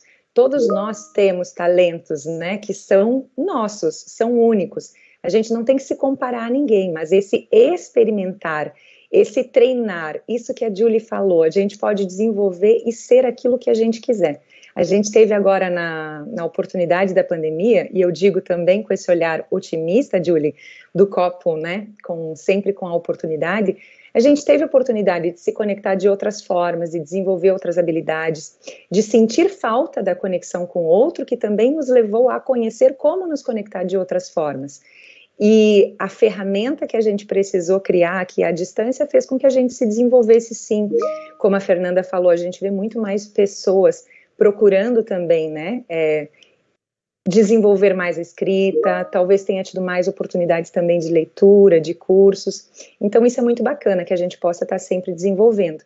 E aí, Lucineide, né, você pode dar dicas de outros temas aqui, como teve um colega que deu a dica de alguém que é colega do banco sobre storytelling, né, Fernanda, que você já está conectando aí para a próxima roda. Tá, é muito bacana essa interação. Pitch. Foi sobre pitch? E pitch. Foi sobre Top. pitch. O Vinícius conhece, estou olhando aqui para ele, eles já fizeram um treinamento maravilhoso aqui na Seguros, é bem bacana. Então tá. E tinha uma última pergunta da Fernanda a respeito de PNL. Quer fazer, Fernanda? Olha, muito bom. Vou perguntar aqui, a Júlia vai dizer assim, ela já estourou o tempo e vem de novo, mas é aproveitar esse momento, aproveitar esse momento precioso, né? Estou à vontade, viu, gente, com vocês, estou à vontade. Maravilha. Como que a PNL pode ajudar a gente na questão da oratória, da comunicação, da fluidez da fala? Você tem alguma dica para a gente aí de curso, de como associar essa programação neurolinguística aí com essa arte da oratória? Então, a PNL, né, que é a programação neurolinguística, como o Fernando acabou de trazer aqui, ela faz parte desses conhecimentos que eu acredito serem muito válidos para que a gente possa conhecer esses funcionamentos da nossa mente. Né? A programação neurolinguística, ela está na nossa vida em coisas simples. Por exemplo, quando a gente chega na casa da gente, que a gente estende assim o braço, já sabe onde é a tomada da casa? Sabe? Isso é programação neurolinguística. Seu cérebro já acostumou que aquele é o lugar da tomada e sua mão vai direitinho naquela tomada. Isso pode ser muito potente em vários aspectos, quando você se conhece, porque você já sabe onde apertar aquela tomada para te colocar para cima, para te colocar no objetivo, no foco. quando você não tem esse conhecimento dessa programação, de como você funciona, você vai ficar sem entender. Eu tô tão nervoso, eu me programei, eu estudei para fazer essa fala porque eu tô assim, em pânico. Então, essa programação neurolinguística, esse estudo de saber como funciona e como você pode acessar exercícios para se sentir bem, para alcançar seus metas, eu acho fundamental. Agora, Júlia, eu nunca estudei programação neurolinguística, tenho interesse, mas eu estou fazendo terapia, eu estou nesse processo de me conhecer, seja por uma demanda ou por outra. Tenta levar essas demandas que às vezes te atrapalham no trabalho, que te atrapalham no teu desenvolvimento. Seu terapeuta está aí para isso também, para te ajudar a viver bem com as tuas questões. Porque para que existe terapia, gente? Porque existe sofrimento humano. Sofrer, sentir, se emocionar faz parte da natureza humana. O erro também faz parte da natureza humana. Até as máquinas, que algumas não erravam antigamente, estão dando alguns defeitos, né? Quanto mais a gente, com a nossa complexidade de emoções. Eu gosto de dizer que nós somos plantinhas um pouquinho mais complexas, né? As plantas precisam de uma série de cuidados para elas ficarem ali bonitonas e dando frutos e tudo mais. Nós também. Uma planta, quando ela está crescendo um bocado, se tu não trocares ela de jarro, ela não vai crescer mais. Ela vai definhar ou vai ficar horrorosa. Você também é assim. Se você estiver precisando crescer e aquele lugar está pequeno, as interações, as interlocuções não estão mais alinhadas com o caminho que você está seguindo, você vai começar a definhar. Vai começar a ficar para baixo, vai começar a ficar ali fraquinho e sentir que tem um negócio errado. Isso também é programação neurolinguística. É entender as conexões que você faz mentais, as que você faz e as que você quer fazer. Então, a programação neurolinguística ela vai te dar um panorama de como é que funcionam alguns estímulos. Vai trazer uns conceitos um pouquinho antigos lá de Skinner, mas que ainda são um pouquinho tem coisas atuais que a gente aproveita, porque nós somos seres estimulados, né? E desejantes, desejosos e desejantes. E aí, quando a gente assume essa natureza de desejar e de ser desejante, a gente começa a entender por que a gente se afeta tanto. Às vezes a gente diz assim, mas Júlia, tenho muita dificuldade, eu não tenho foco. Você tem foco sim. Se você passa horas e horas na rede social, você tem foco ali naquela rede social. Agora, como é que tu coloca esse foco para uma coisa útil na tua vida? A programação neurolinguística vai te ajudar. E aí são exercícios que você vai fazendo, mas que todos eles esbarram naquela mesma coisa que a gente falou lá no começo. Autoconhecimento. Só você sabe como você funciona. Você vai passar a sua vida inteira tentando se conhecer e talvez não se conheça completamente, porque você vai mudar. Mas existem coisas basilares, fazem parte ali da nossa essência, que não mudam muito, só se transformam. Mas como você reage, como você se emociona de acordo com cada coisa que te acontece, isso também é programação neurolinguística. E aí você vai entender o exercício para não estar o tempo inteiro reagindo. Porque tem gente que não vive, só reage.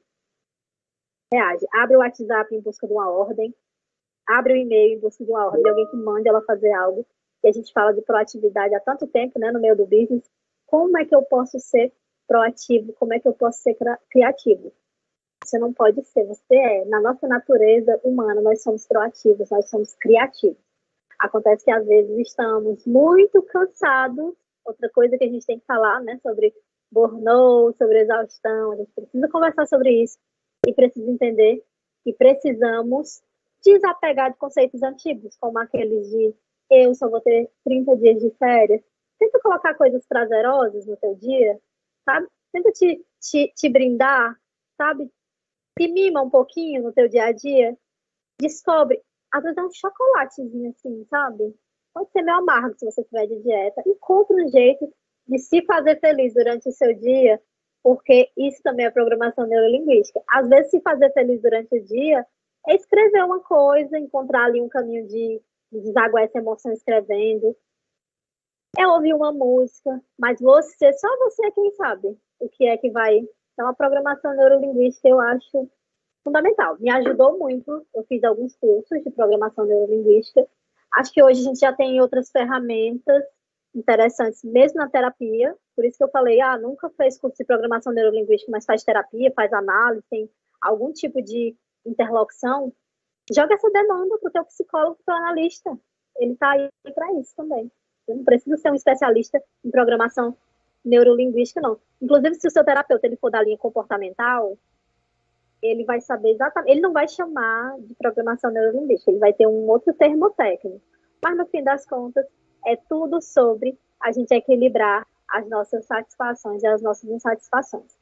Satisfeito, a gente nunca vai estar, e que bom, porque a insatisfação, ela move a gente, ela tira a gente do lugar, né?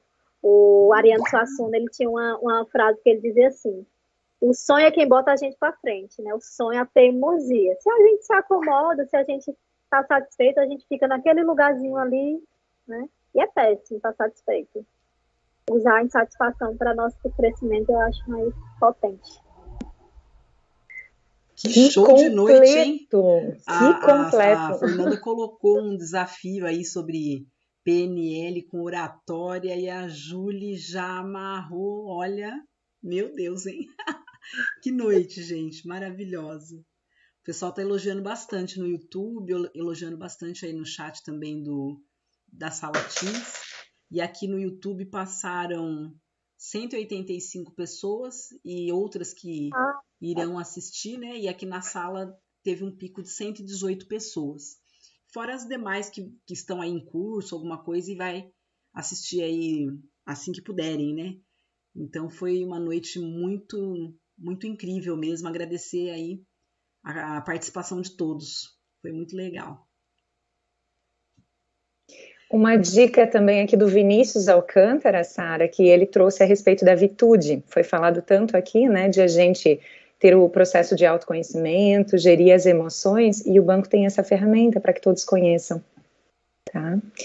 Então, não sei se a Fernanda quer encerrar, mas antes eu quero reconhecer o canal Roda de Conversas, criado, desenvolvido, né, mantido, com a nossa protagonista Sara Sanches. Assim, eu acho que tem que reconhecer tudo o que tem construído até agora, com apoio de todos os demais, né, mas a liderança é isso, a gente vai atraindo mais pessoas e a gente só é forte porque a gente está junto, e isso a gente tem que lembrar para o resto da vida, né, a gente faz a força fortalecendo os demais. Julie, muito, muito, muito obrigada por você ter recebido esse convite, por estar aqui conosco, por compartilhar com tanta maestria, né, o teu conhecimento, que foi realmente incrível. Todas as pessoas amaram, gostaram. A gente deseja que você tenha sempre, né, uma trajetória de muita inspiração para todas as pessoas, mas que você também receba muito daquilo que você dá. E eu deixo aqui a tua frase, que eu amei, desejar e ser desejante. Adorei. E você é, sim, desejada por todos nós. Muito obrigada. Abram as câmeras, por favor, vamos fazer uma foto oficial. Por favor.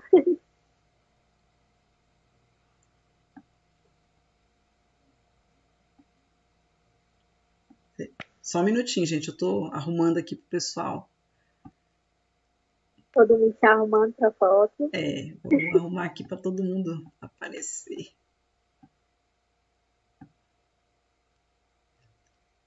Pronto, agora sim.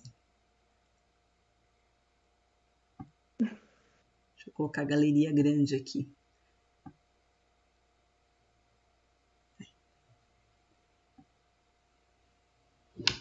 Agora é o momento de falar algo engraçado, Sara. Faz uma brincadeira aí.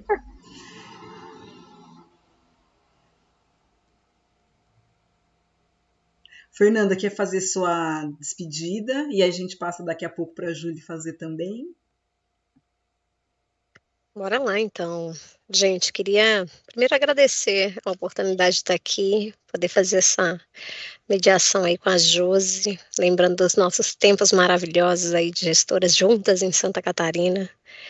Agradecer muito a presença da Julie. Esse é um tema tão importante, nós aqui falamos o dia todo, né? Diz a minha mãe, essa é uma habilidade, minha filha, que se aprendeu aos 9 meses, até hoje não parou. Eu, na verdade, a minha dificuldade é essa questão do tempo, sabe? Porque dependendo da situação a gente se empolga, né? E a comunicação, ela transforma as pessoas que ouvem, transforma as pessoas que falam quando a gente conecta. E essa questão da conexão você trouxe na sua fala, no exemplo da fala, mas também na didática do que você apresentou.